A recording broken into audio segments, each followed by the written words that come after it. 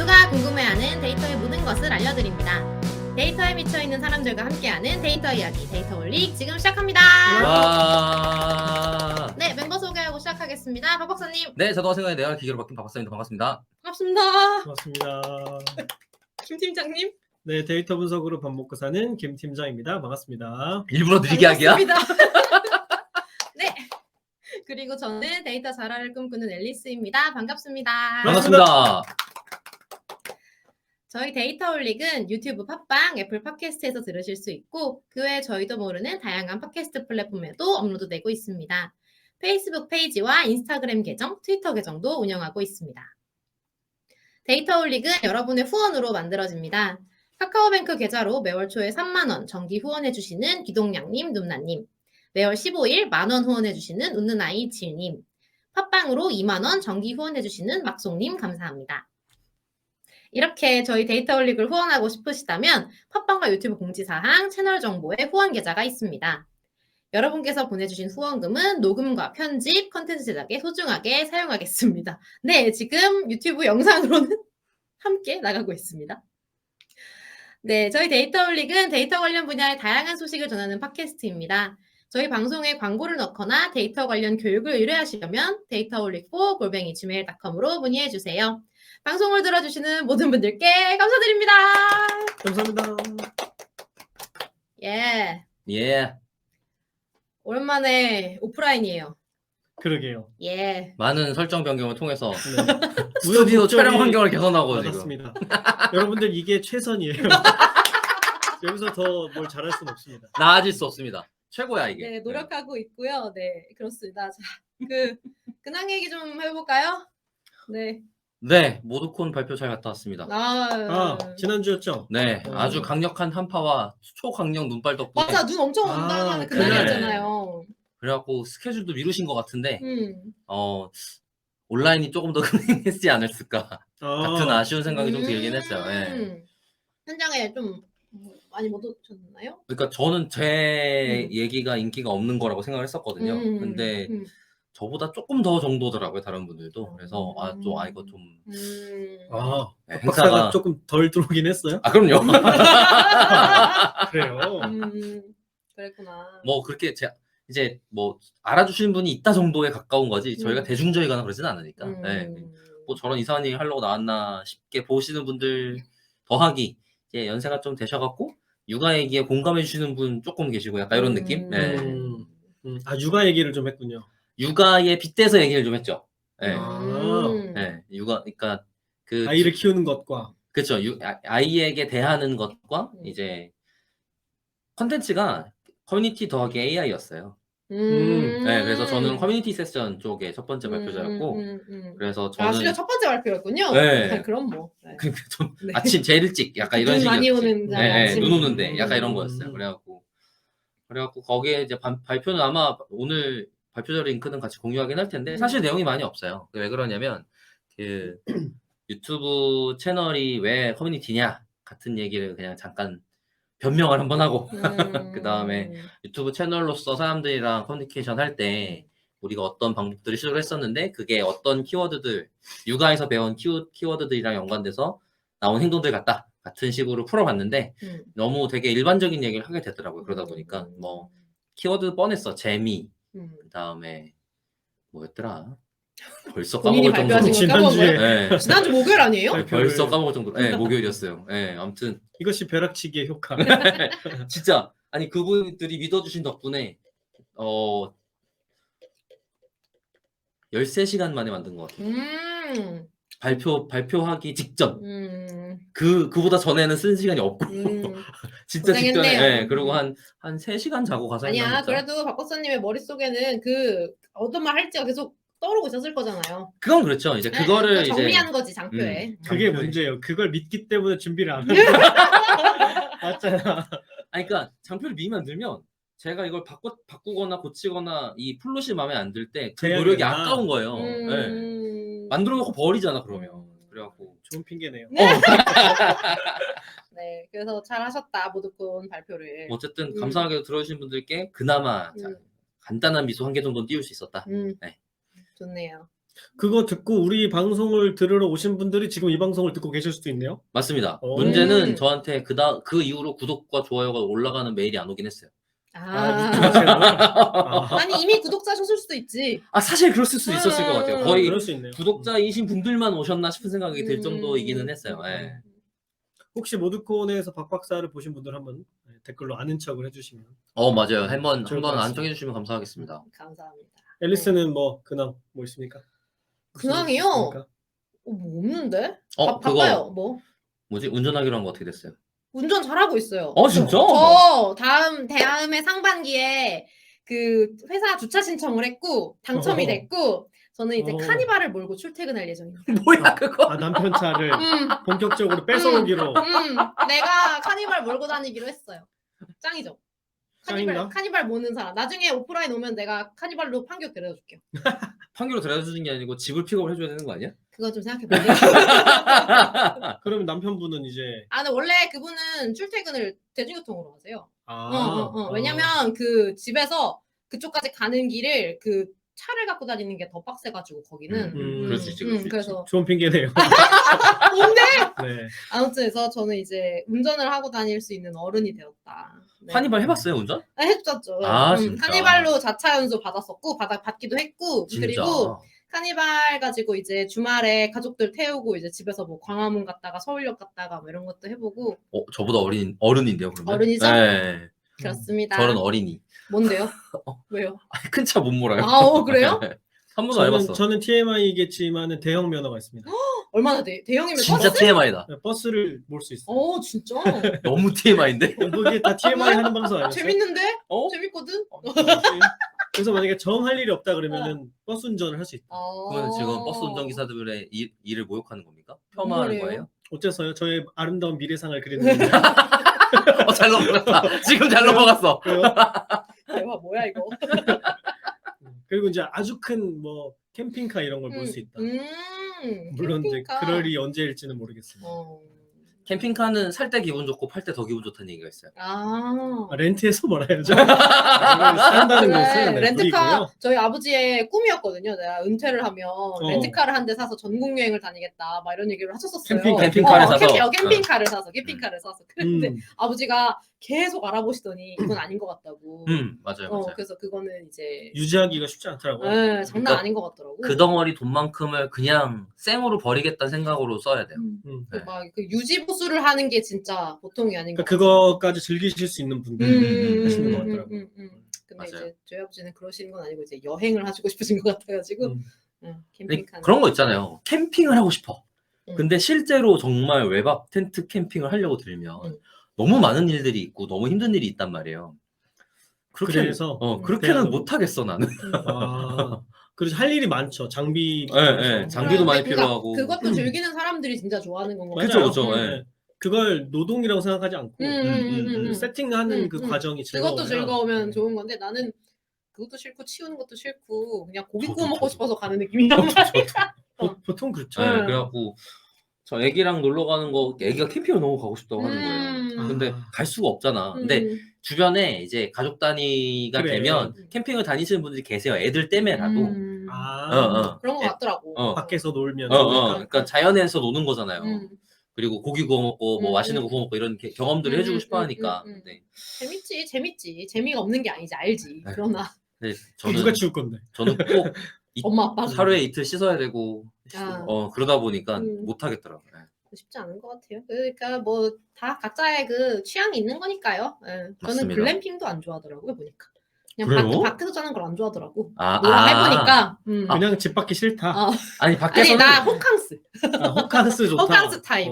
밖에서는 바베큐만 해서 들어오면 돼요. 저도 약간 그 정도 타입이에요. 아니 그냥 그 어떻게 해도 우리 집이 제일 그냥 낫다. 이렇게 그건 최고야. 난 문명이 좋다. 문명과 그럼. 함께 하겠다. 이제는 어느 지경이 됐냐면 유럽도 별로다예요. 그게 무슨 말이에요? 유럽을 여행 갔다 오는 것조차 피곤하고 힘든 일이야. 한국만큼 좋은 데가 어디 있다고? 라고 네가 생각한다고요? 라고 되고 있는 중이에요. 그래요. 그럴 수 있죠. 뭐 존중합시다 서로. 존중. 그래요. 존중은 하는데 좀 늙은 것 같다는 생각이 들어요. 진짜 너무하다. 네. 뭐 근황 있으세요? 뭐 이 정도 하면 되지 않을까요? 그런 것 같아요. 네. 역대 가장 긴 근황이지 않나요? 책 그래요. 이야기 빼놓고. 트럼을 줄 안다. 그래 맞네. 그러니까.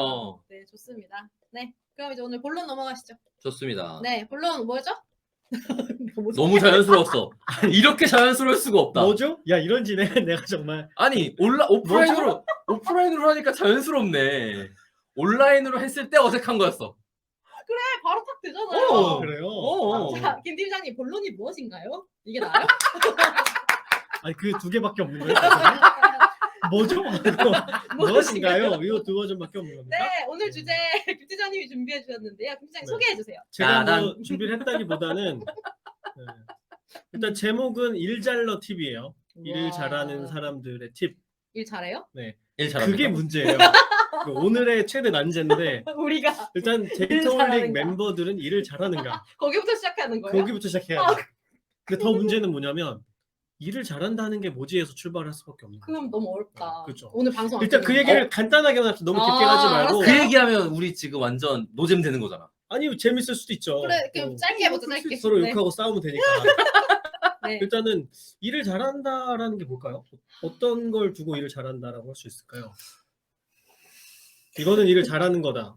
일을 잘하는 거다. 아니면 거꾸로 생각해 볼까? 음. 아 이거는 일을 못하는 거지. 음. 저 사람은 참 일을 못한다라고 한다면 그 사람은 어떤 행태를 보이고 있을까? 저는 최근에 좀 느끼는 게 있어요. 오. 그거에 대한 정의까지는 모르겠지만 음. 제가 느끼기엔 일을 잘한다가 뭐 혼자 일을 잘한다랑 여럿이 일을 잘한다라고 나눌 수 있을 것 같아요. 그러면은 여럿이서 일을 잘한다가 대부분의 사람들이 겪는 일일 텐데 그런 경우라면 약간 예상 가능한 사람이다여야 될 것 같아요. 예상 가능하다. 어떤 경우가 예상 가능하게 일을 하는 걸까요? 그 사람이 어떤 일을 하고 있는지가 공유되어 있고 그게 어떤 의미인지도 공유되어 있고 이 사람이 질문이 들어왔을 때 빠른 피드백을 할 수 있고 그러니까 예상 가능한 활동 범위 내에서 일을 하는 사람. 이 사람이 무슨 일을 하고 있구나라는 걸 주변 사람들이 알게 일한다. 그것도 그렇고 질문이 그걸 있다. 모르게 일할 수가 있어요? 있어요. 아, 그래요? 쟤는 도대체 뭘 하는지 모르겠어. 이렇게. 그럴 수도 아니 있죠. 당장 자기가 하는 일에 대한 정의를 하는 것부터 되게 큰 일 중에 하나예요. 그리고 우리 회사에서 이 일이 어떤 의의를 가지며 얘 프로그레스는 어떻게 되고 그것 때문에 우리가 나아지는 게 무엇이 있는가, 그것 때문에 개선되는 게 무엇인가, 같이 직면되는 게 무엇인가, 그리고 그 사람이 다른 사람이 나한테 질문하면 내가 지금 바로 질문할 수 있는 게 있는지, 이거 바로 대답을 못하는 건지, 이런 거에 따라서 대답을 어떻게 하는가, 이런 게 다 이제 내가 보이게 일을 하는지 아닌지겠죠. 결국에는 뭐 공유, 소통 이런 키워드로 정리될 수 있겠네요. 그럴 수 있을 것 같아요. 그러니까 이 사람이 지금 회사에서 가치를 만들어내는 행위를 하고 있는가가 보이는가, 그 가치를 많이 만들어내는 것까지도 별로 안 중요한 것 같아요. 뭐 일정 이상 당연히 만들어내겠지를 뭐 최소 만지도선이라는 건 있겠죠, 당연히. 근데 이제 그 정도가 좀 지나가서 일정 이상 일을 하는 사람이라면 그게 잘 공유되어 있는가, 그리고 공유를 잘 하는가가, 네. 그래서 내가 매일 질문 메일을 보내면 즉각적으로 어쨌든 답장은 와. 그리고 언제까지 대답해 줄게라는 대답이라도 약간 이런 느낌? 제가 알던 박 박사와 매우 다른 얘기만 지금 하고 있어요. 그게 제가 느끼는 바가 그 얘기예요. 그렇죠. 네. 제가 못하는 거거든. 매우 놀라운 광경이에요. 저는. 굉장히 못하는 일이었었고 그동안은 이거가 저한테 힘든 일이거나 스트레스가 아니었어요. 네. 근데 그게 조금 더 느껴지게 되는 중이랄까요? 약간 그런 상황이어서. 네. 그리고 또 그게 혼자 일할 때는 그게 문제가 아니잖아요. 그럴 수 있죠. 자기 일이잖아. 혼자 하면 되니까. 근데 내가 그냥 하면 된다고. 근데 이제 좋아요. 그러면 공유, 소통, 예측 가능성 그쵸. 이런 네. 것들이 있는 상태로 일을 하는 사람이 일을 잘하는 사람이다. 앨리스는 어때요? 그래서 지금 완전 공감하고요. 사실은 그 일을 잘한다.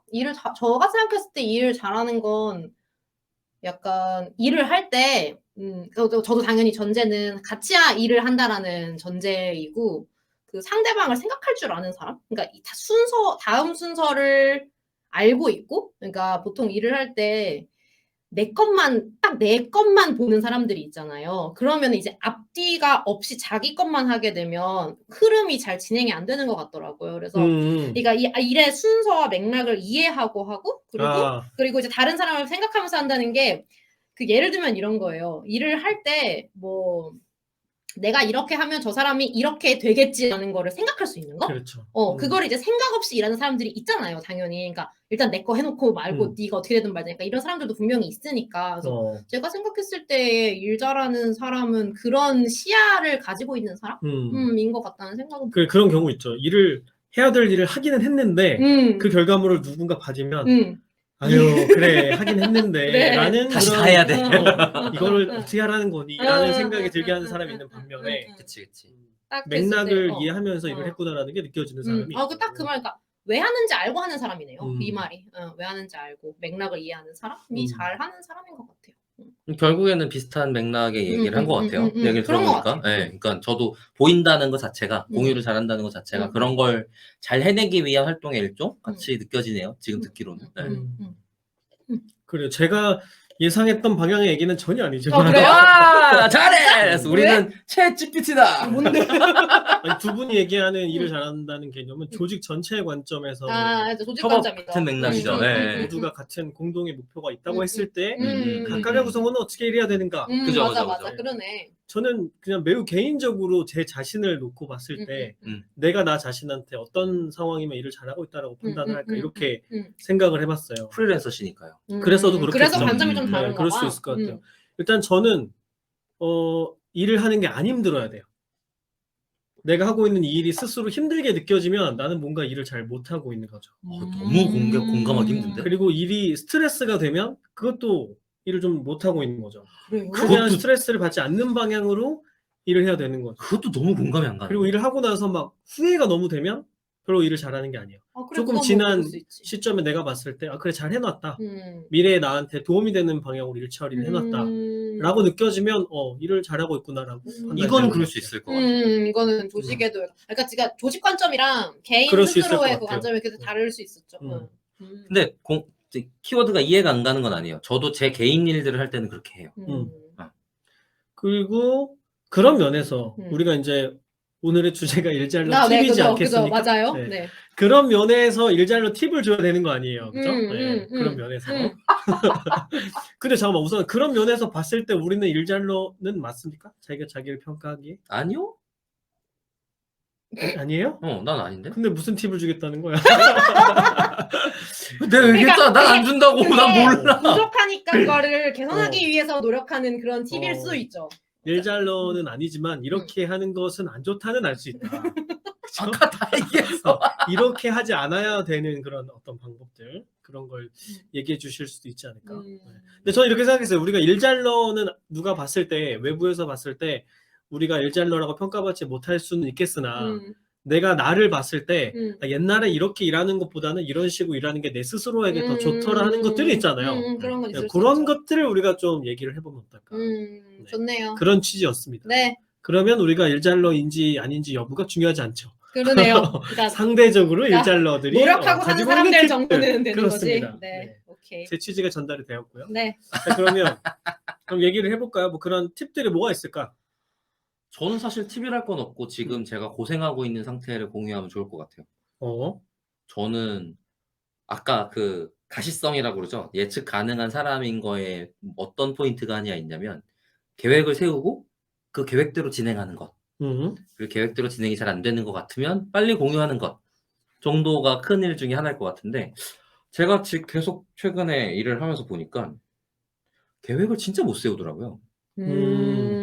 계획도 진짜 못 세우고 고집은 고집대로 부리면서 공유도 자기 고백 시간입니다. 아니 공유도 잘 안 해 심지어. 근데 그게 그 전에는 그렇게 일했던 게 문제가 안 됐었어요. 그리고 그렇게 해서 나온 결과물이 나쁘지 않았어. 그게 문제야. 그러니까 그렇게 했는데도 잘 된다는 거지. 그렇게 해서 잘 됐던 거죠. 그러니까 왜 그러냐면 왜 그랬었다고 생각이 드냐면 저는 제가 일을 할 때 이 일을 제가 이미 어느 정도 알고 있는 사람으로서 일한 적이 별로 없어요. 다 그냥 그때 처음 시작했어. 그러니까 제가 계획을 못 세우는 게 익스큐즈가 되던 상황이었던 것 같아요. 그러다 보니까 그냥 공부하는 시간, 리서치하는 시간이 대부분인 상황의 일이라는 건 예측할 수 없잖아요. 조정할 수도 없고 계획을 세우기 힘들어요. 네. 언제 끝날지 나도 모른다. 내가 이걸 기본이었다. 이 정도는 알아야 내가 이 일을 할 수 있어 라는 거를 아는데도 시간이 걸리는 거예요. 내가 모르는 게 무엇인지 아는 것조차 시간이 걸렸던 거죠. 모르는 게 뭔지도 모르는 상태여서. 그러니까 그게 시간이 많이 걸리는 일인지 적게 걸리는 일인지조차도 짐작이 안 되는 거야. 그래갖고 그러다 보니까 그렇게 살았는데 지금도 사실 거의 그 상태에 가깝게 일을 해왔었거든요. 물론 이제 어느 정도 의사결정이 끝나고 나면 그 다음부터는 계획을 세울 수 있고 이거 해야 돼. 요걸로 결정해서 만들어야 돼. 이런 것들도 할 수 있고 그리고 지금 만들어야 될 것도 이만큼 있으니까 요거 체크리스트에서 만들어야지 하는 게 가능해진 상태가 와요. 근데 그 전의 일대에 대해서는 내 상태를 공유하는 것도 내가 리서치 시간을 얼마나 써야 되는지 판단하는 것도 이거를 리서치 중입니다라고 공유하는 것도 다 어렵더라고요. 그래갖고 계획을 세워보기를 열심히 하고 있는데 여전히 삽질하고 있어요. 네. 그래서 박 박사가 팁으로 이야기하고 싶은 것은 계획을 미리 세워야 된다. 일을 하기 전에. 그런 얘기인가요? 아니죠. 그러니까 사람들이랑 같이 일하는 잘하는 사람이 될 때 필요한 일이 계획 세우기인 것 같다. 나는 잘 못한다. 계획을 잘 세울 줄 알아야 되는 것 같다. 네, 네. 그러니까 그게 예측 가능성에 도움이 돼요. 왜냐하면 그러니까 제가 속도가 얼마나 나는지, 어떤 일의 덩어리라는 게 있고, 걔를 얼마나 쪼개서 하고 있는지가 눈에 보이는 상태가 되어야 그 다음에 지금 얘가 이 속도로 나가고 있으니까 이 다음에 요거는 이렇게 해야지라고 예측 가능해지잖아요. 네. 그래야 이 사람이 어느 단계에 와 있구나. 네, 그러면 이 정도 지금까지 시간이 걸렸으니 앞으로는 이 정도 시간이 걸리겠구나. 이렇게 가늠할 수 있다는 거죠. 그죠. 그래야 함께 일할 수 있다. 근데 저는 계획 세우는 것도 잘 못했고 그 시간을 지키는 것도 잘 못했고 이 상태가 되다 보니까 그게 지금 제가 뭘 얼마나 일하고 있는 거야? 아니면 이제 어느 상태가 언제 된다는 거야? 이게 지금 안 보이는 거잖아요. 옛날에 그 개그 프로의 유행어 중에 그런 거 있지 않았어요? 그걸 아는 사람이 그래. 그런 그죠? 유행어가 있었던 것 같은데. 무슨 유행어야? 그걸 아는 사람이 그래. 뭐 그런 것 같아요. 제가 왜 얘기하냐면 그 박 박사가 계획 세우는 걸 싫어한다는 걸 저는 너무 잘 알고 있거든요. 너무 잘 알고 있고 예전에 우리 방송하던 방송을 지금 듣고 있을지 모르겠는데 조과장이라는 진행자 역할을 주로 해주던 패널이 있었는데 그분은 이제 모든 거를 아주 계획을 다 짜놓고 그 스텝대로 따라가야 되는 사람. 그러니까 여행 가도 분 단위로 계획 짜는 그런 47분이 여행 시간표에 있다니까? 저 옛날에 그렇게 세웠었어요. 아니, 그런 사람도 의외로 많아. 옛날에 어릴 때. 그런 반면에 박 박사는 이제 그렇지 않은 사람이다 보니 이제 그것에 서로가 힘들어하는 거죠. 한쪽은 너무 무규칙하고 한쪽은 너무 규칙에 얽매인다고 스스로 상대적으로 느껴지고 이런 이제 갈등이 있었는데 이제 박 박사가 그것이 필요하다는 생각도 어느 정도 하게 된다는 거니까. 그러니까 지금 이렇게 저희가 컨텐츠를 만드는 일을 하잖아요. 근데 컨텐츠 만드는 일은 예측 가능한 업무와 예측 가능한 스케줄이라는 게 존재한단 말이에요. 그러면은 그렇죠. 그리고 그게 얼마나 걸리는지도 서로가 대충 알고 있고 그러다 보니까 그게 오히려 계획을 세우고 그 계획의 단계에 무슨 일이 있으며 그게 어디까지 됐음이라는 걸 공유하는 게 효과적인 일이었던 것 같아요. 근데 저는 지금 지금의 저의 상태에서 그걸 힘들어하는 이유가 지금의 나의 일이 무엇인지부터 설명을 해야 되는 것 같은 느낌이거든요. 그렇죠. 일덩어리가 뭔지 설명해야 되고 그리고 심지어 그조차도 뭘 설명해줘야 되는지조차도 저도 리서치를 해야 되는 거예요. 그렇죠. 어디까지 얘기를 해야 되고 얼마나 얘기해야 되고 그리고 내가 얘기할 거리가 뭐가 있다는지도 다시 찾아야 되고 왜냐면 뭐 지금 기술들은 계속 바뀌고 있고 저는 심지어 그러니까 그 아까 말했듯이 김 팀장이 얘기한 것처럼 내가 지금 만족스럽게 이걸 결과물을 냈는가 라고 하려면 지금 내가 기존에 해왔던 걸 그대로 하는 건 되게 위험한 행동이잖아요. 그리고 이미 알고 있어요. 미래에 내가 이거를 바꾸느라고 고생할 거야 라는 걸 알고 있단 말이에요. 지금. 그러면 얘 말고 나은 게 있으면 빨리 그걸 찾아서 지금 넣는 게 나은데? 라는 시간을 지금 쓰고 있는 건데 그게 얼마나 걸릴지 모르는 거지. 내가 언제까지 써보고 지금까지 너무 오래 찾아봤는데 못 찾겠어. 그냥 이거 가. 요 정도의 타협을 하는 거예요. 그러면 밖에서 보기엔 요거를 하는 건데 그만큼 걸린 것처럼 보이겠지. 근데 내가 이거 찾아봤는데 없어서 그냥 포기했어요라고 공유해봐야 그게 결국에 못 찾았으니까 결과물이 안 나왔잖아요.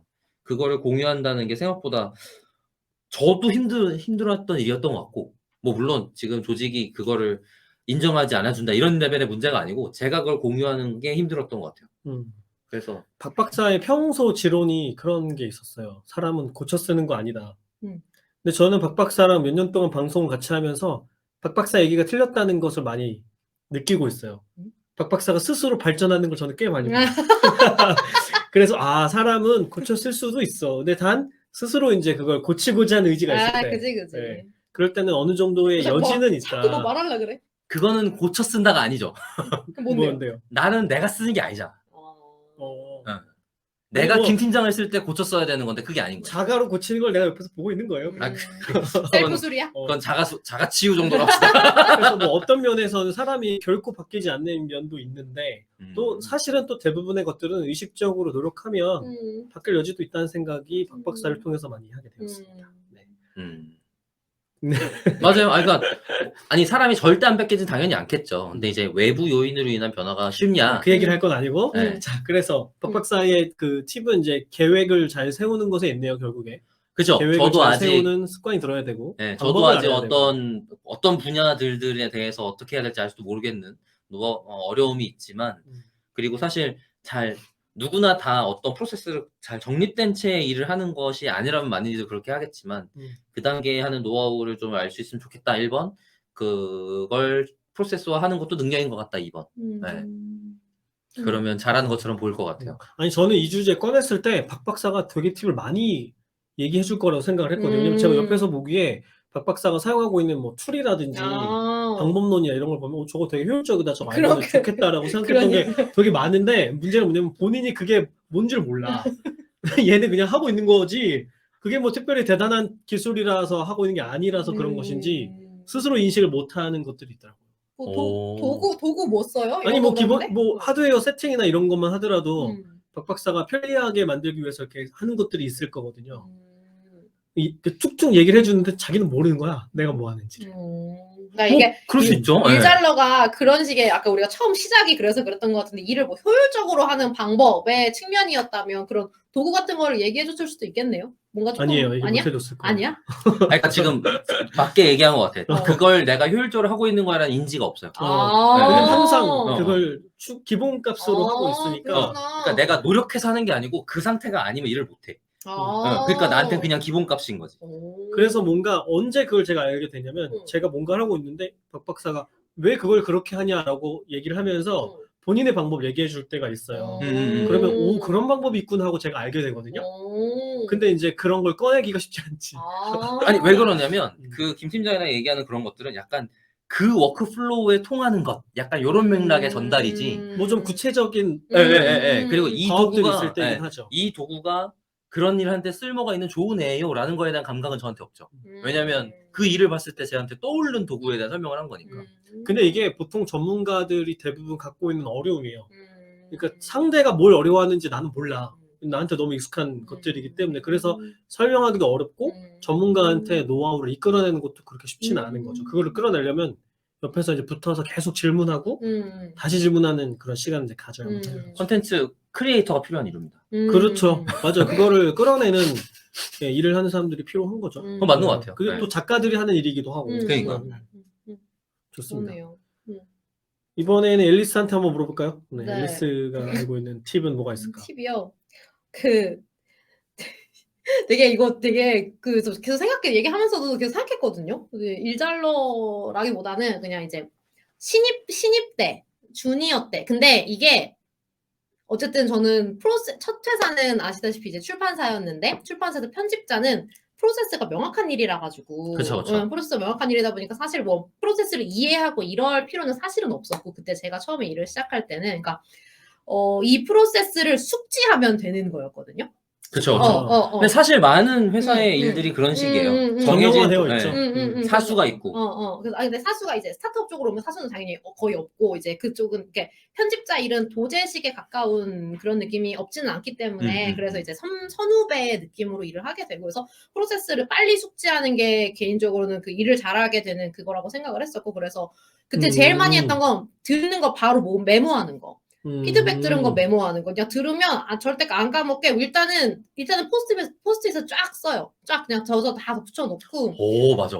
피드백을 들은 걸 이제 다 정리를 해놓고 그리고 그거를 퇴사할 때쯤에 그 포스트잇이 엄청 쌓여 있잖아요. 그거를 쫙 정리를 해가지고 엑셀로 쫙 만들어서 주고 나왔어요.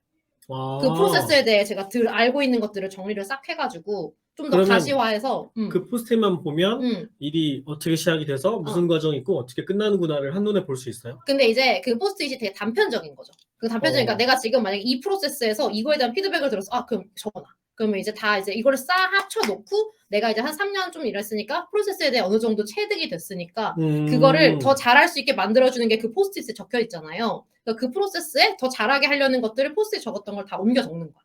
그러니까 노하우 모음 같은 게 되겠네요. 그래서 앨리스의 기획 노트랍시고 이렇게 이름 하나 적어가지고 딱 그 회사에다가 주고 나왔었거든요. 만들어. 회사에다가. 퇴사할 때.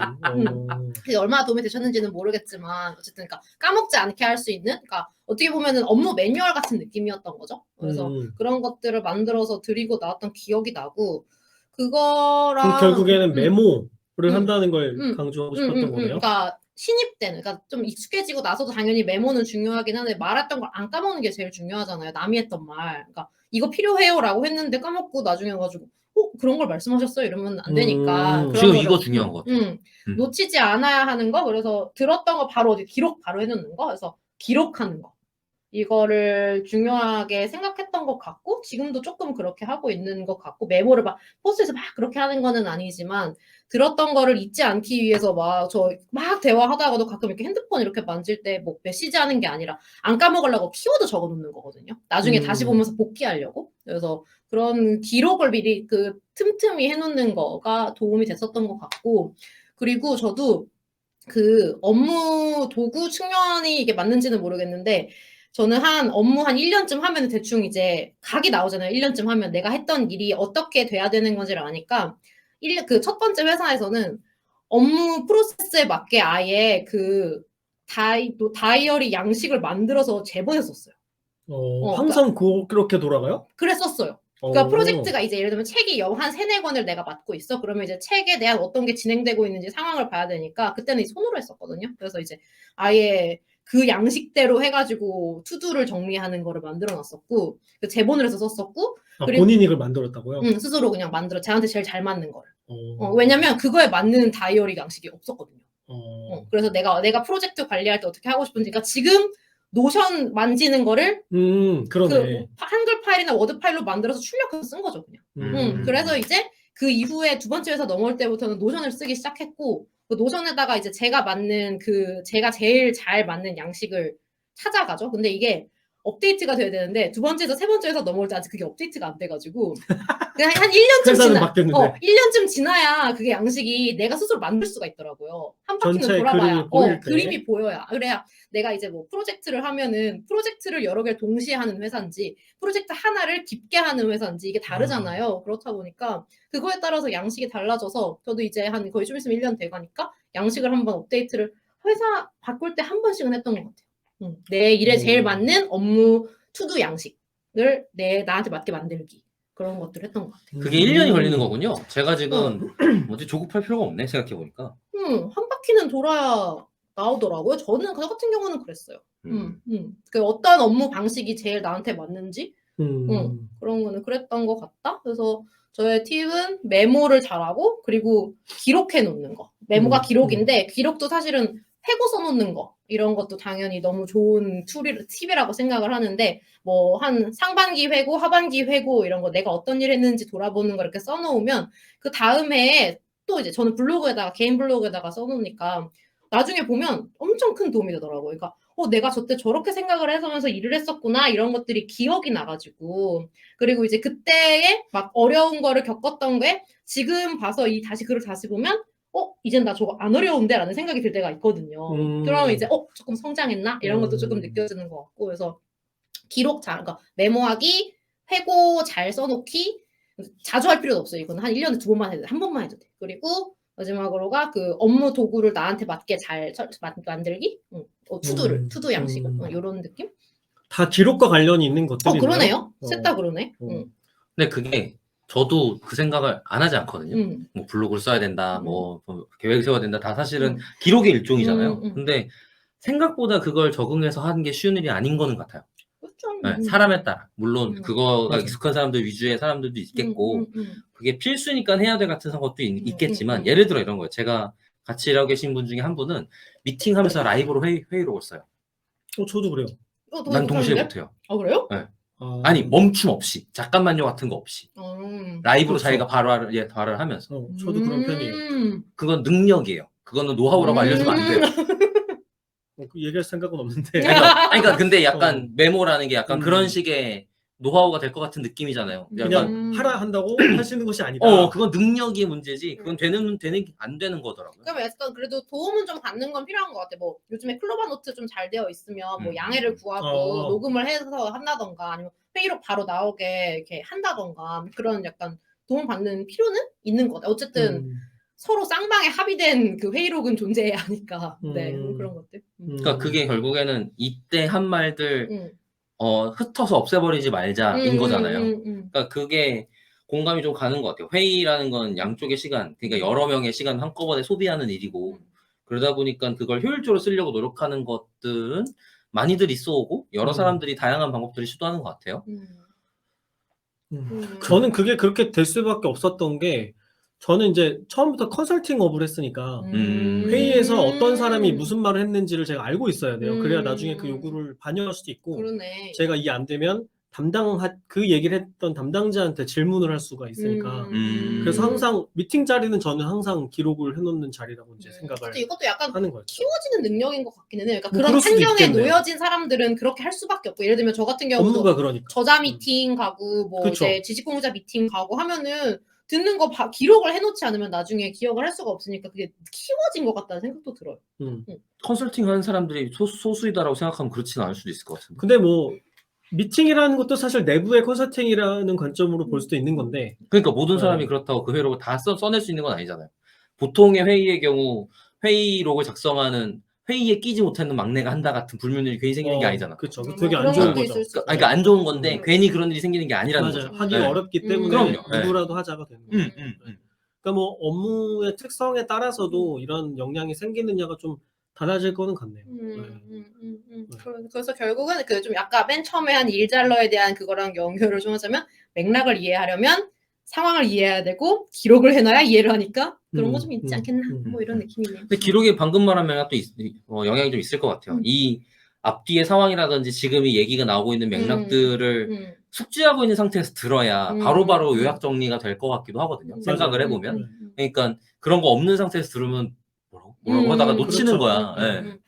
저도 그래서 회의록 실시간으로 쓰고 나면은 항상 끝나고 나서 한 10분 정도는 요약 정리를 해요. 그래야 내가 할 업무 리스트가 만들어지거든요. 그래서 첫 번째로 이거 해서 결과물은 누구한테 보내주고 이거를 이제 정리해놓고 그거를 따라가며 일을 하게 되는 거죠. 그러니까 정리 안 해놓으면 이거를 할 수가 없잖아요. 맞아. 제가 제 프로세스를 저는 만들어야 되는 일들이니까. 그러네요. 진짜 못하겠다 나는. 뭐를? 방금 기록하는 거요? 아니 김 팀장의 일을 만약에 제가 한다고 하면. 그쵸. 저도 그렇게 생각합니다. 우리는 다른 사람들이니까요. 다른 일을 하고 있으니까요. 다른 사람들이니까요. 네. 그래서 이제 김 팀장님 순서로 넘어가야 될 것 같은데요. 저는 생각을 해봤어요. 이걸 알고 있으면은 제가 아까 말했던 저의 기준, 제 스스로 느끼기에 일을 하면서 너무 스트레스 받지 않고 내 스스로 화가 나지 않고 재밌게 일할 수 있는 그런 기술들이 뭐가 있었을까? 반대로 내가 이걸 몰랐을 때 화가 많이 났던 게 뭐가 있을까를 생각을 해봤어요. 제일 먼저 떠올랐던 게 뭐였냐면 일화가 있는데 제가 이제 예전에는 지하철에서 이동하면서 작업을 많이 했거든요. 그래서 이렇게 좌석에 앉아가지고 타이핑을 하면서 일을 많이 했어요. 근데 그러다가 어느 날은 이제 제가 환승할역이 와가지고 내렸어요. 내려서 이제 그 환승하는 구간까지 이렇게 갔는데 뭔가 이상하게 좀 등이 시원한 느낌이 드는 거예요. 그래서 왜 이렇게 가볍지 몸이 가볍지 했는데 보니까 백팩이 없는 거예요. 그치. 이거 노트북만 들고 내는 거구나. 아니요. 그냥 넣어놓고 노트북을 백팩에 넣은 다음에 걔를 선반위에다가 올려놓고 환승역에서 그냥 내린 거야. 어머머머. 그래서 내 주머니에는 스마트폰 하나만 있는 거야. 아이고. 그래가지고 어떻게 했냐면 이제 바로 뛰어 내려갔죠. 혹시 출발하지 않았으면 다시 타서 꺼낼 수도 있잖아요. 근데 그렇게 제가 빠를 리가 없잖아요. 갔죠. 이미 환승 구간까지 와 있는데 그래서 이미 갔어요. 걔는 갔죠. 그래서 이제 불이 나게 그 역사에 있는 사무실 있잖아요. 그걸로 가서 이제 상황을 설명했죠. 제일 이것도 팁으로 알아두시면 좋은데 만약에 이런 일이 발생했다 그러면 제일 먼저 뭘 알아봐야 되냐면 내가 어디에서 내렸는지 그 플랫폼 번호를 알아야 돼요. 그죠.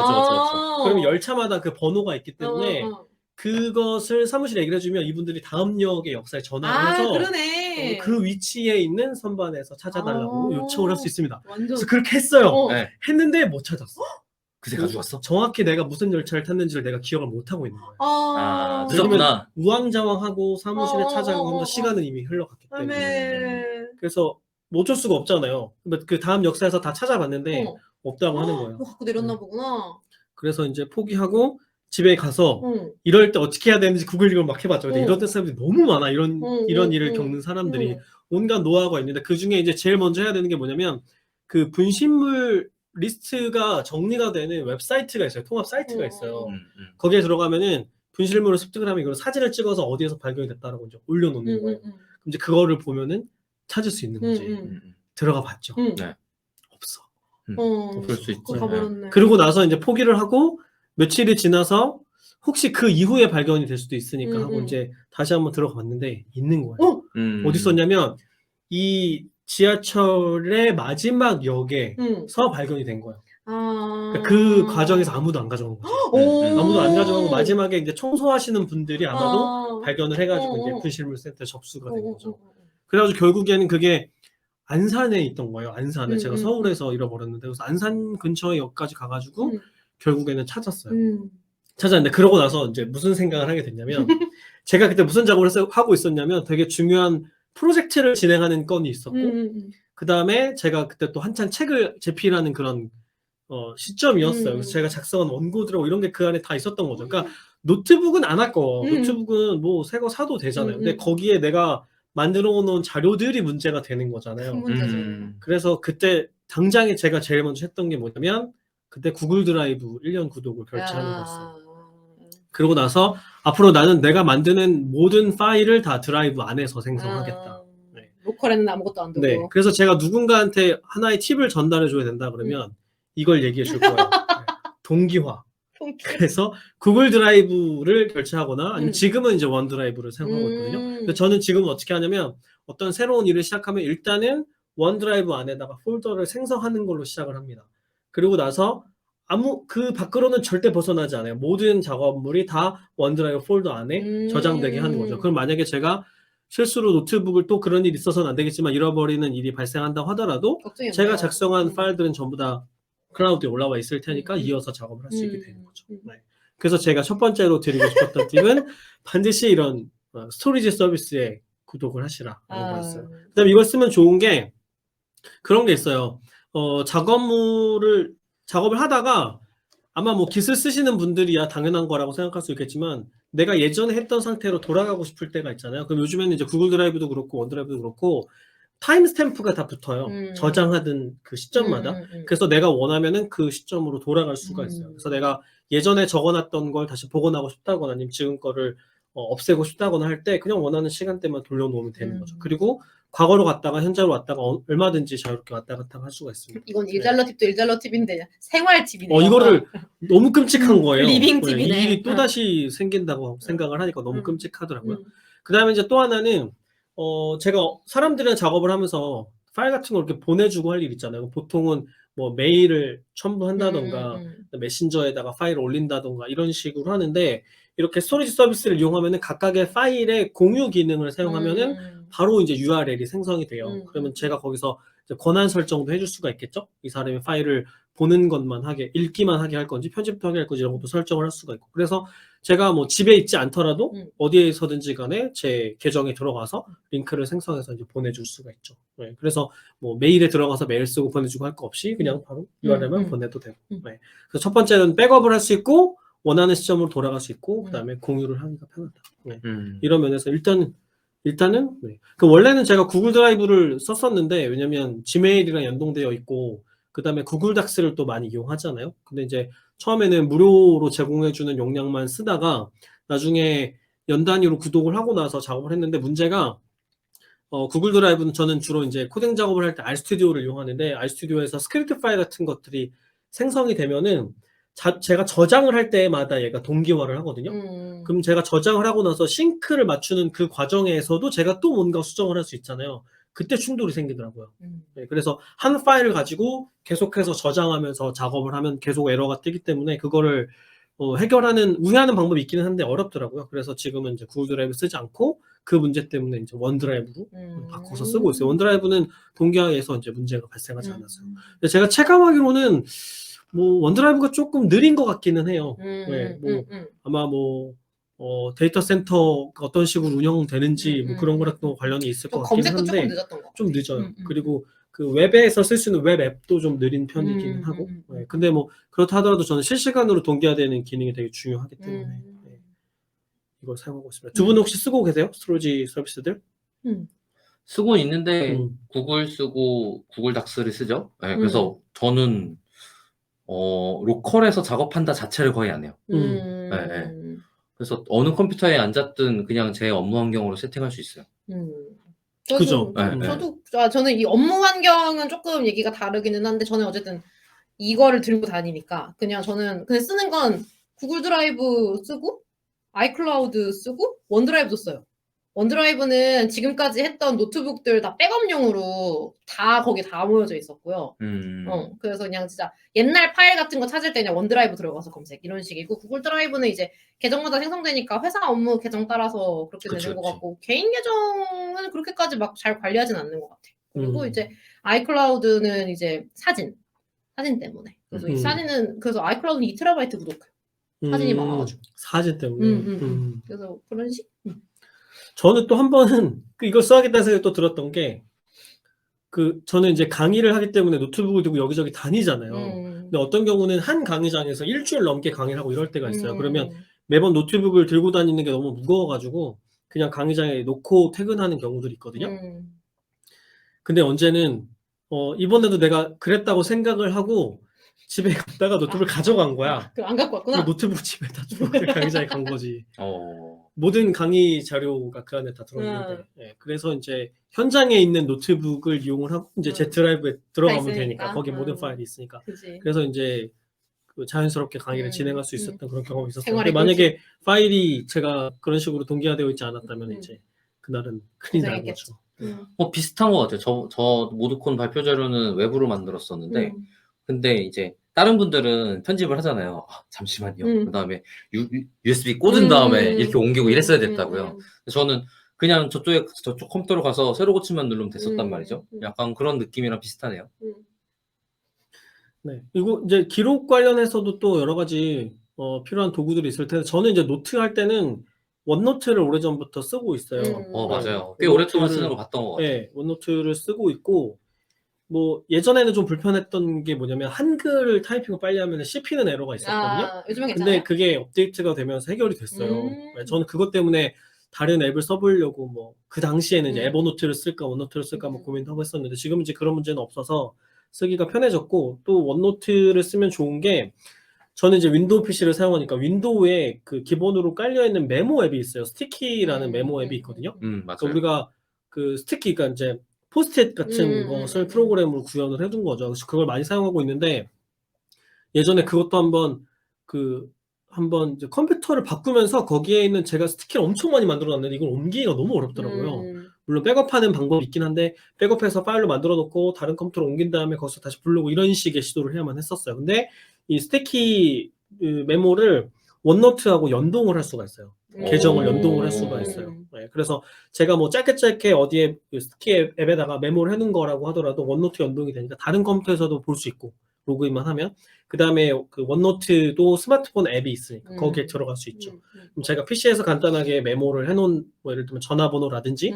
짧은 어떤 뭐 일정이라든지 이런 것도 바로바로 스마트폰으로 확인할 수 있죠. 네, 그래서 저는 원노트하고 윈도우 스티키 앱을 많이 이용을 하고 있습니다. 그리고 저는 이제 스마트폰 아이폰을 써요. 그래서 주로 폰으로 메모할 때는 그냥 기본 메모 앱을 씁니다. 그리고 좋은 게 그 iCloud.com이라는 서비스가 있어요. 여기에 들어가면은 이것도 최근에 많이 업데이트가 되어서 스마트폰에서 작성해 놓은 메모나 혹은 내가 찍은 사진이나 이런 것을 이제 웹브라우저 상에서 자연스럽게 빠른 속도로 볼 수 있습니다. 네. 그래서 좀 짧은 메모 할 때는 아이폰 메모 앱하고 iCloud.com을 이용을 하고 있어요.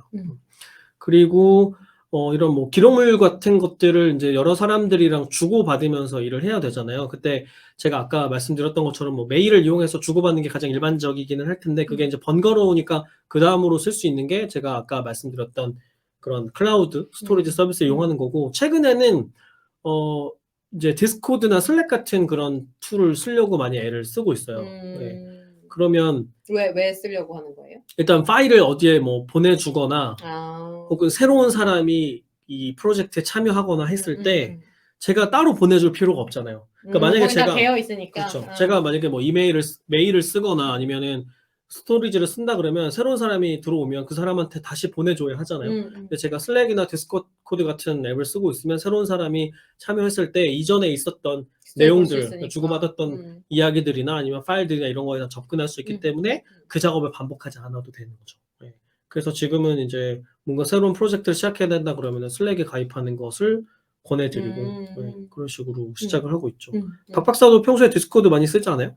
저는 메모를 디스코드에다가 해요. 아, 메모를? 네. 제 채널이 따로 있어서 내 개인 용도로 채널을 만들어서. 채널을 그냥 되게 좋다. 만들어놨고 아무도 회원가입 안 시키니까 그냥 그쪽에다가 채널을 쓰고, 그리고 저는 제 메모를 제 개인용으로 쓰는 경우가 별로 없어요. 내가 뭔가 남겨야 된다. 그러면 그 남겨야 되는 거에 대한 목적이 있을 거잖아요. 내가 지금 리서치를 했다든지 이건 나중에 쓰겠는데 라든지, 나중에 쓰더라도 어느 정도로 쓸 건지 이런 게 있을 거 아니에요. 그러면 저는 커뮤니티 활동을 하니까, 그리고 회사에다가도 기술 쉐어 같은 걸 하기 때문에 그쪽에 남겨놔요. 제가 그 메모를 사용하는 업무 맥락에 남겨놓는 편이에요. 그래서 그 박 박사님이 뜬금없이 링크 공유해주고 이런 게 그런 건가 보네. 맞아요. 저희 채널에도, 그러니까 디스코드 채널이 저희가 있는데 거기에 제가 컨텐츠라든지 아니면 뭐 특이한 뭐 아무런 맥락이 없는데 그냥 여기다 공유하는 경우가 있잖아요. 그게 제 머릿속에 디스코드 디스코드래. 데이터홀릭 더하기 이 링크의 쓸모 같은 게 있다고 느껴지는 것들을 넣어놓는 거예요. 그래도 뭐 왜 공유해주는지 문장 한마디씩은 써주세요. 그걸 하는 게 일이라서 그냥 던지는 거예요. 거기까지 하는 게 더 좋아요. 그러니까 그 공유가 공공 공유가 되기 위해서는 왜 공유했다까지 있어야 되고. 그래서 제가 맨날 물어보죠. 이거 뭐? 이거 왜? 이렇게 물어보죠. 맞아. 근데 그게 이제 그 문장이 써 있으면 검색하기도 좋아져요. 사실 있는 게 더 좋아요. 그래서. 근데 저한테도 필요한 일에서 하긴 해야 되는데 그거를 제가 제목에서 그냥 그 제목을 검색할 수 있을 것 같으면 사실 안 하고, 그걸 내가 설명을 써야겠다 싶으면 쓰는 편이에요. 네. 그 정보를 많이 접하는 사람들이 이렇게 많이 하시는 것 같아요. 저 예전에 같이 일하셨던 분도 이렇게 그렇게 공유를 가끔 갑자기 링크만 주실 때도 막 있고 그랬었거든요. 그래서 이유를 같이 알려주시면 도움이 될 것 같다. 그렇게 말씀드렸던 적이 있는 것 같아요. 그러니까 그게 약간 그런 식이에요. 제가 이 사람에게 진짜 도움되기 위해서 하는 게 아닌 거지. 그러니까 생각을 해보면. 그러네. 네. 나의 필요와 나의 기록을 위해서 하는 거에 좀 더 가깝고, 그리고 그게 그 사람한테 필요하려면 약간 이런 것도 있어요. 그러니까 커뮤니티에 공유한다라고 하면 좀 커뮤니티 입장에서는 써주면 좋겠다 같은 얘기들을 해요. 그것도 맞아요. 그래서 쓰려고도 하는 편이에요. 아까 말한 것처럼 쓰는 게 검색에도 도움이 되기 때문에 쓰는 게 맞거든요. 근데 그게 막 뭐라 그래야 돼? 내가 막 이걸 공유할 때 이 사람에게 이 크리에이션을 위한 전폭적인 지지와 노력을 통해서 이뤄내는 거야 라는 정도까지는 아니에요. 아무리 그걸 한다고 해서. 네. 그게 결국에는 제목만 보고 내용을 안 보고 전달하는 경우도 있거든요, 사실. 네. 그러고 나서 나중에 보려고 넣어놓은 것도 있으니까. 네. 그렇게 되는 거죠. 그러고서는 저는 어떻게 하냐면 이제 그 일을 하다가 나 그거 거기다 공유했는데? 그리고 뒤져요. 그냥 메모장이구나 우리가. 저는 그거를 그 슬랙의 DM을 이용해서 그렇게 했었거든요. 왜냐면 나만 볼 거니까. 개인 DM에. 개인 DM도 많이 했어요. 넣어놓거나. 저는 카카오톡 나한테 보내기. 그렇죠. 거기다가 그 해요. 용도로 쓰는 거. 걔는 없어지니까. 카톡은 나한테 보내기는 안 없어지던데? 앱이 지워지거나 하면 없어질 수 있죠. 그래서 디스코드는 아예 시간 제한도 없고, 슬랙은 이제 3개월 제한으로 바뀌었죠. 근데 검색이 잘 돼요? 디스코드가? 아주 안 된다고 보기도 어렵고. 아, 그래요? 네, 그리고 그게 막 엄청 옛날 걸 검색하기 위해 노력하려고 있는 공유의 장이 아니에요. 그 정도로 검색이 안 될 정도의 과거의 시간이면 그냥 새로 검색하는 게 나아. 네.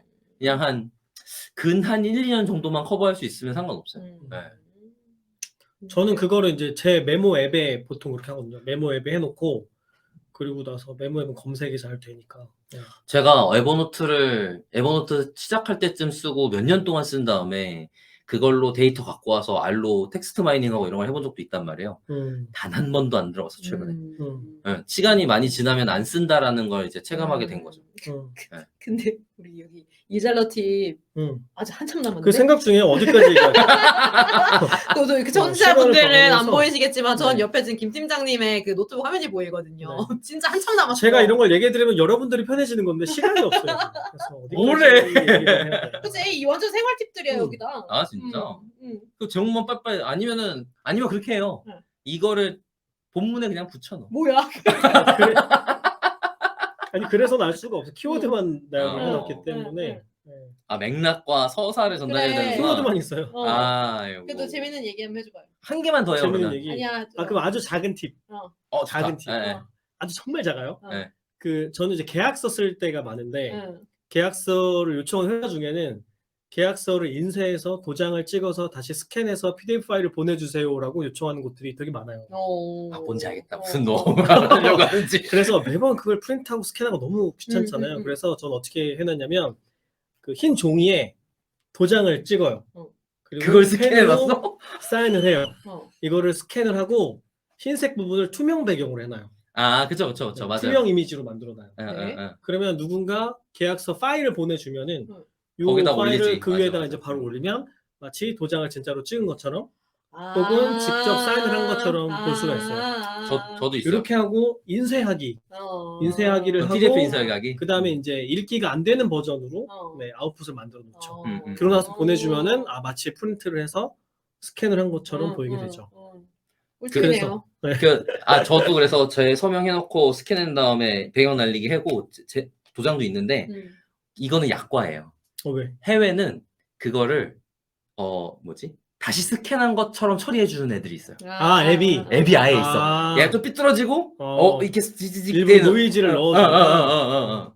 아니 근데 보통은 이거를 뭐 어디에 쓰진 않아요. 보통 받아서도 그냥 보관용으로 그치, 쓰시기 맞아. 때문에. 그러니까 우리나라는 그 정도까지 할 필요가 없죠. 예, 근데 진짜처럼 해외에는 보여야 되는 경우도 있겠네요. 그런가 봐요. 그래갖고 그걸 해주는 앱이 있대요. 너무 놀랐어 진짜. 그다음에 이제 또 하나는 그 저는 이제 이런 계약 관련해서 뭐 신분증 사본을 보내달라던가 뭐 통장 사본을 보내달라던가 이럴 때들이 굉장히 많잖아요. 그래서 저는 이것들 이미지 파일로 만들어가지고 그 제 아이폰의 사진 앱에다가 넣어놨어요. 그래서 이제 메일로 바로 답장을 해서 사진 첨부를 할 수 있게끔. 그러면 제가 PC가 없어도 원하는 저의 증명문서 같은 것들을 뭐 사업자 등록증이라든가 이런 걸 바로바로 보내줄 수 있죠. 저는 아예 메일을 저한테 보내놨어요. 그걸 그냥 포워딩하면 되니까. 메일을 포워딩한다? 예. 답장은 안 하고? 걔를 답장으로 하면 그거는 누구한테 보낸다까지 알면 되니까. 네. 저한테 보내놓은 애가 있으니까 세트가 준비돼 있잖아요. 걔 안 건드리고 답장만. 받는 사람 이메일 주소만 바꿔서 그거는 복붙해서 하면 되니까. 좋은 방법이네요. 그 다음에 이것도 또 되게 작은 팁인데 프린트를 해야 되는 상황이 종종 있잖아요. 종종 있어서 요즘에는 뭐 몇백 원 주면 프린트 해주는 그런 업체들도 있기는 한데 너무 비싸 프린트가. 비싸기도 하고 그거 찾아가기도 귀찮고 맞아, 찾아야 돼요. 비용도 좀 아깝기도 하잖아요. 몇백 원 얘기는 하지만 그래서 그런 경우에 어디를 가시면 되냐면 주민센터에 가시면 돼요. 행복센터에 가면은 어느 정도 규모가 있는 주민센터의 경우에는 프린터기, 그 다음에 팩스, 그 다음에 스캐너를 무료로 제공을 하고 있어요. 그래서 바로 거기서 문서 작업해서 바로 이제 보내줄 수가 있습니다. 근데 이제 거기에 제한을 써있긴 해요. 뭐 1인당 최대 10장까지만 써주세요. 뭐 이렇게. 그쵸. 그래도 뭐 가끔 꼭 1년에 한두 번 정도 있잖아요. 그것 때문에 집에다가 프린트기를 유지하는 것도 좀 불편하고 하니까 주변에 주민센터. 그래서 저는 항상 어느 지역에 새로 이사를 가면은 그걸 봐요. 주민센터에 프린터기가 있는 곳이 어딘가를 이제 봐놓습니다. 그걸 미리 봐놓진 않은데 그건 좀 꿀팁이긴 하네요. 네네. 그 다음에 만약에 그렇게 하기도 번거롭다 혹은 또 주말에 프린트를 해야 될 일이 있다 이럴 때가 있잖아요. 근데 요즘에 프린터기 값은 굉장히 싼데 잉크 값이 엄청 비싸잖아요. 유지하기가 되게 어렵죠. 그래서 제가 권해드리면 그리고 자리 차지를 너무 많이 한다는 게 제일 싫어. 프린터기를 책상 위에 놓는다는 게. 그래서 제가 권해드리는 방법은 요즘에 나온 소형 프린터들이 있어요. 진짜 작은 거. 그래서 사이즈가 아이패드만 해. 아이패드만 하고 심지어는 배터리를 장착해서 휴대할 수도 있어요. 약간 그 A4 용지 딱 나올 정도만 있군요. 용지, 그렇죠. 물론 더 큰 용지도 쓸 수는 있게 되어 있어요. 그래서 그런 이제 작은 프린터기 같은 것들을 집에다가 구비해 놓으시는 것도 그렇게 비싸지 않거든요. 근데 이제 문제가 1년에 한두 번 정도만 인쇄를 하면 얘는 이제 잉크젯이기 때문에 잉크가 굳어요. 아, 저런. 네, 그러면은 잉크를 일회용으로 써야 되거든요. 잉크가 엄청 비싼데. 그래서 어떻게 하시면 되냐면 잉크를 카트리지에서 뺀 다음에 걔를 그 잉크가 흘러나오는 부분을 랩으로 감싸주면 돼요. 네, 그러면 마르지 않아요. 약간 오늘 일잘로 팁 맞아요 이거? 완전 이거는- 생활 꿀팁만 한 가지인 것 같은데?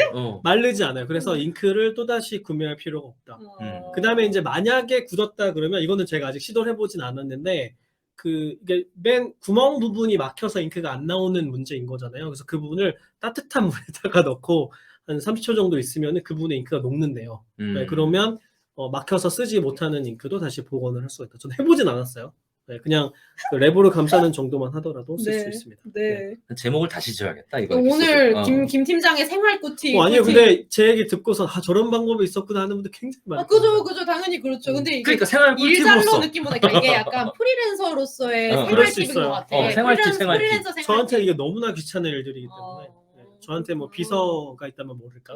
제가 일일이 해야 되니까.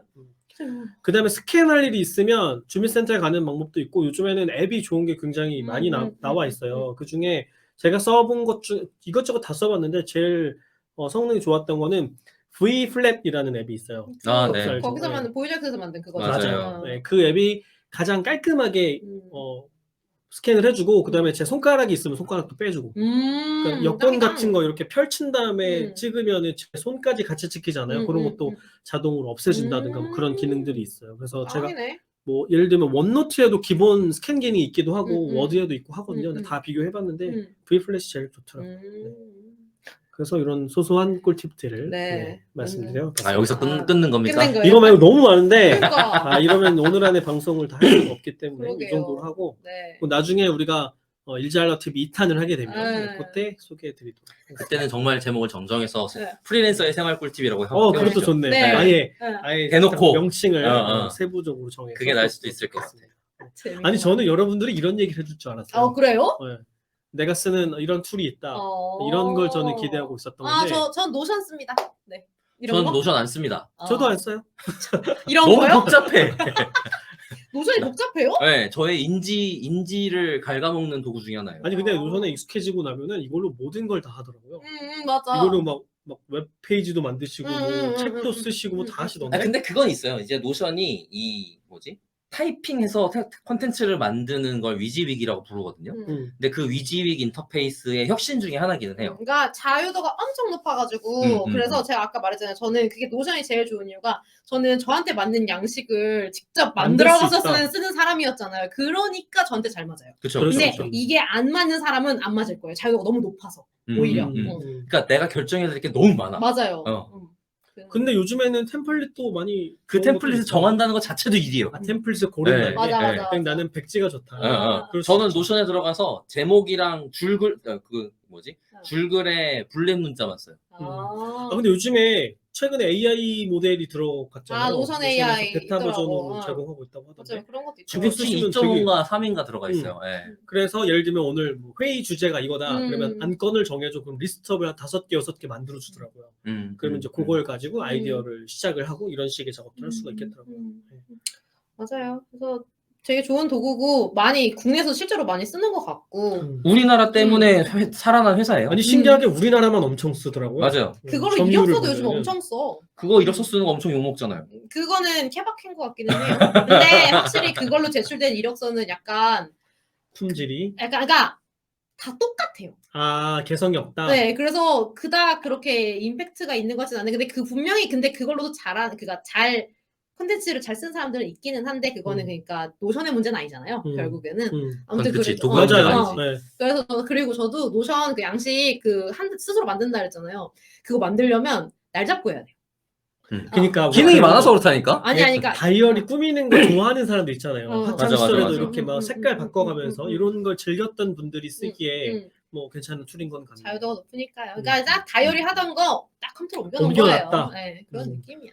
아니 구성 그리고 그 주피터 노트북이랑 비슷해요. 주피터 노트북이 뭔지를 먼저 얘기해야 돼요. 우리 채널에서 그걸 모르면 안 돼요. 아니에요. 그래요? 그래도 알려주세요.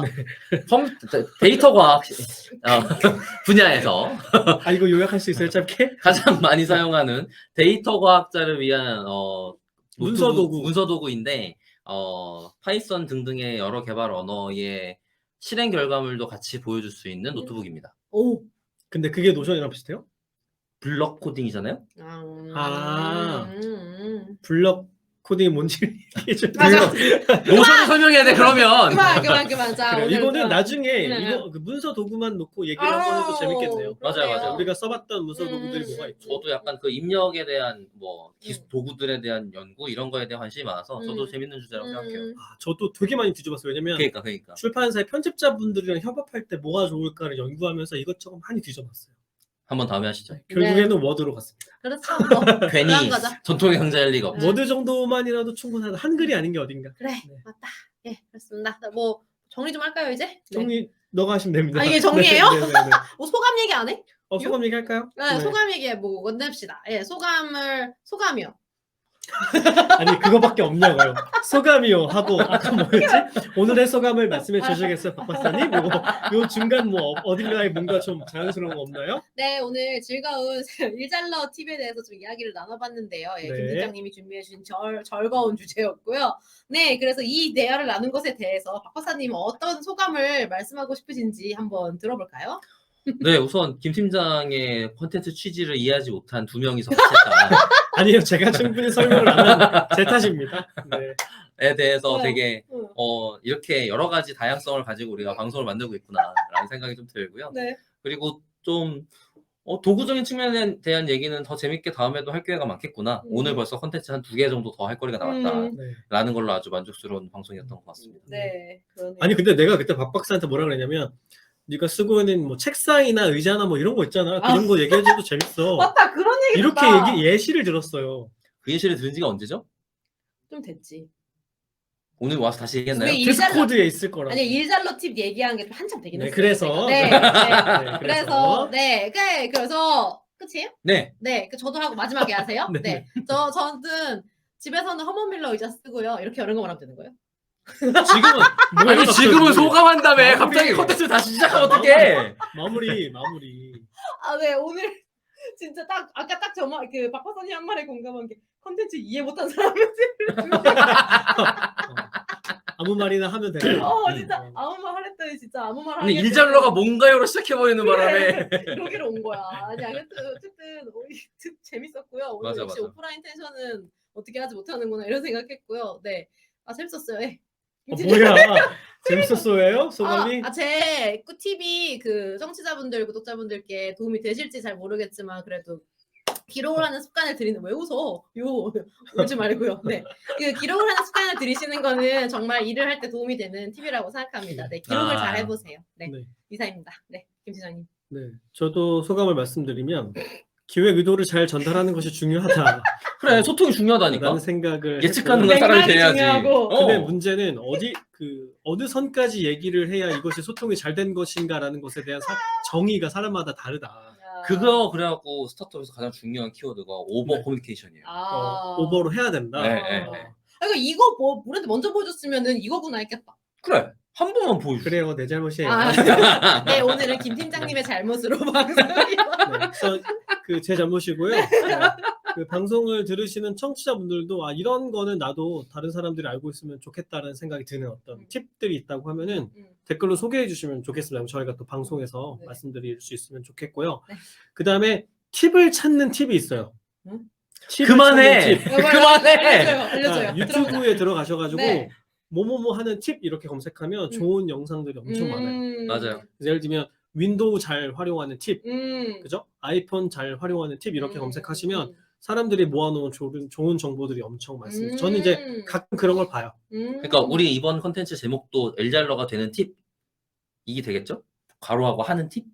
네, 그래서 그렇게 하셔서 어떤 새로운 일을 할 때 일단은 맨 땅에서 시작하는 것도 좋지만 다른 사람들이 이미 시도해보고 정리해놓은 그런 정보들을 알고 시작하면은 삽질을 좀 덜 할 수 있잖아요. 그래서 뭐뭐 팁 이렇게 검색하는 습관을 들이는 것도 새로운 일을 할 때 도움이 되지 않을까 하는 생각이 듭니다. 네, 좋습니다. 네, 그래서 이제 이렇게 일잘러의 팁이었던 것 같은 주제를 오늘 그러니까 방송을 마무리하겠습니다. 좋아요. 네. 네, 저희 데이터올릭은 더 재미있는 콘텐츠를 가지고 다음 방송으로 다시 인사드리겠습니다. 감사합니다. 감사합니다.